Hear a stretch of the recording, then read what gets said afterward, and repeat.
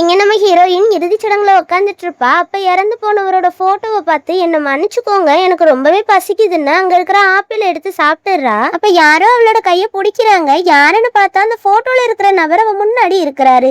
யோ, ஒரு ஆப்பிளை எடுத்ததுக்காயா பேயா வந்து என்ன பழி வாங்குறேன்னு பயந்துடுறா. ஆக்சுவலி அவர் பேயெல்லாம் இல்ல, ரொம்ப பெரிய பணக்காரர். அவர் இறந்ததுக்கு அப்புறம் யாரெல்லாம் அவருக்கு உண்மையா இருக்காங்கன்னு செக் பண்ணதான் இறந்து போன மாதிரி டிராமா பண்ணிருப்பாரு. சில பேருக்கு மட்டும்தான் அந்த உண்மையும் தெரியும். இப்ப ஹீரோ அவளோட கண்ணத்தை கிள்ளி பசிக்கு தான் கேக்குறாரு. அவளும் ஹீரோவை டச் பண்ணி நீங்க இன்னும் சாகலையா, உயிரோட தான் இருக்கீங்களான்னு கேக்குறா. அப்ப அங்க யாரோ வர சவுண்ட் கேட்க, அதனால அங்க வச்சிருக்கிற சவப்பெட்டிக்குள்ள ஹீரோயினை கூட்டிட்டு போய் ஒளிஞ்சுக்கிறாரு. இவருக்கு நம்ம ஹீரோயினை ரொம்பவே பிடிச்சிருக்கு. அவ கியூட்டா இன்னசென்டா இருக்கான்னு இவங்க வெளியில வர்றதுக்குள்ள அவ அங்கேயே தூங்கிடுறா. ஹீரோவுக்கு அவளை பிடிச்சிருக்குல்ல, அதனால அவளை தூக்கிட்டு வீட்டுக்கே வந்துடுறாரு. நீங்க யாரு, என்ன எங்க கூட்டிட்டு போறீங்கன்னு கேக்குறா. வா, உனக்கு நிறைய சாப்பாடு வாங்கி தரேன்னு சொல்றாரு. அவளும் சாப்பாடுனது சந்தோஷமா ஒத்துக்குறா. ஹீரோ பின்னாடி நிறைய பொண்ணுங்க காசுக்காக தான் சுத்துவாங்க. ஆனா இவ ரொம்பவே டிஃப்ரெண்டா இருக்கா. அதனால ஹீரோவுக்கு இந்த பொண்ணு ரொம்பவே பிடிச்சு போயிடுது. சோ டைரக்டாவே ப்ரொபோஸ் பண்ணிடுறாரு. நான் உன்னை கல்யாணம் பண்ணிக்கிறேன், உனக்கு கல்யாண கிஃப்டா என்ன வேணும்னு கேக்குறாரு. அவளும் கொஞ்சம் பெருசா கேட்பான்னு பார்த்தா எனக்கு கேக்கு வாங்கி கொடுங்க, அது மட்டும் போதும்னு சொல்றா.